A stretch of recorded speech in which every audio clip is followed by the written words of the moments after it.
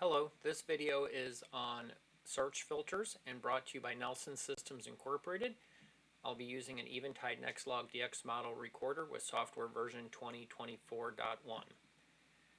Filters are applied from the search tab. Once on the search tab and you have your date and resources selected, click over to the filter side. At the top of the filters is your saved search filters. I'll show you in a moment how to save those and use the ones you've saved. Below that are the different database fields that you can use as a filter. At the top of the list will be the groups that have been set up from your custom fields. Below that will be the individual database fields that can be used for a search filter. For this one, we'll use caller ID. And you can also select multiple filters if you'd like to filter for caller ID and also the notes. Maybe you have a frequent caller, you've added notes to those different calls, and you're looking for a specific recording based on a note from that caller ID. You can apply both filters. For this one, we'll just use the caller ID. And now I'll click back over to the search tab. And at the bottom, we have now our caller ID filter. Enter in what you want to search for, and we'll see if any of those have 55, and we can see that we are going to have 116 records. You could also choose empty only. Maybe you're looking for an instance where data was not applied to a recording, so you may want to look only for the empty fields in the caller ID. You can do an exact match or not empty. Maybe most of the times they are empty and you're just looking for a few instances where there is data in that field.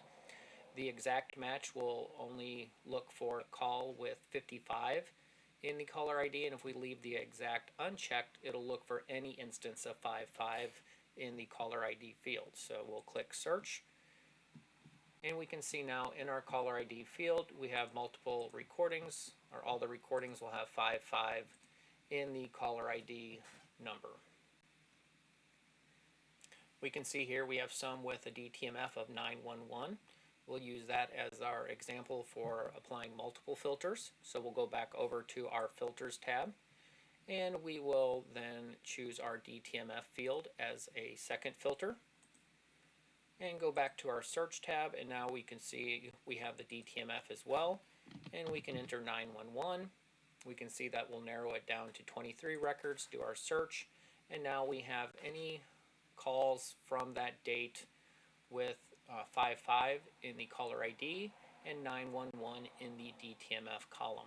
To remove a filter, you can click on the X to close the filter out. You can also go back to the filter side of the tab and deselect those filters as well. You can also remove the data from the filters to undo those, and then it would be as if the filter's not being used. So that is another option for that. You can leave the filters open but just clear the data out. If you have data in your filters, sometimes if you're up here at the top, scrolled all the way up, looking at the date and the resources, you may not realize that you have filters open at the bottom, which could affect your search results if you're not paying attention. So if you go up to View, Icons and Markers, you can show Clear Filters icon. That will give you a little eraser looking icon to the right of the Filters tab. If you have filters with data entered, it'll be a fluorescent yellow. That lets you know that you have filter data applied. If we left click on that filter icon, it will then erase the information out of the filters for you, and it'll turn back to white. That lets you know that you're not using anything to filter those searches. Another filter you can use is the audited filter. That will let you see what recordings have been accessed on that date, or matching your date range and resources. To look for the accessed ones, choose Show Accessed from the Audited filter, and then do your search. If we right click on one of these and look at the properties and go to History, you can see that it was accessed for playback. If it was exporting or something else, you would see that as well. So that gives you a quick and easy way to look for accessed recordings from MediaWorks. If you frequently use a search such as audited, you may want to save that as a search filter. So for this one, maybe once a month, we'd like to go and look at who's been accessing recordings. We could set this up as a relative. So for just say, let's say the last 30 days. And we want to select all of our resources, and we want to look at the accessed resources. So we'll do a search, and we can see now all of the accessed recordings for the last 30 days. And again, that's a search that we may want to do once a month. So once you have your search criteria configured, click over on the Filters tab, and in the Save Search Filter section at the top, click Add New. This will open up the search filter window, and at the bottom of that you will have your information that you've selected for this particular search. We have the date range, we have the resources, and we have the audited filter. If you want your Save Search filter to use the values currently set up, make sure you check the box for Save Value. So this will save the date, which we have set to 30 days.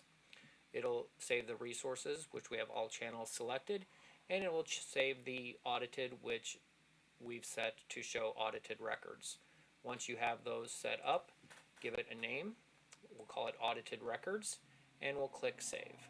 Now at the top in our Save Search filters, we have one called Audited Records, and you can see all the other ones here that have been set up previously.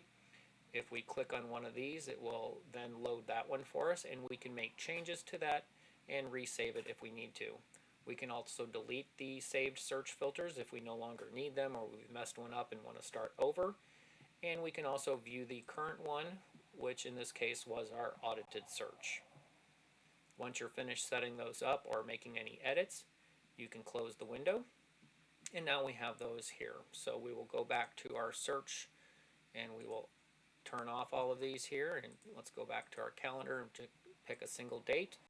So now if we go to Filters, Saved Search Filters, select our Audited Records, it will set all that up for us the way we have saved that search filter, and then you can go ahead and do your search. So that'll save time for selecting the date range, channels, and or filters that you've applied to a previous search.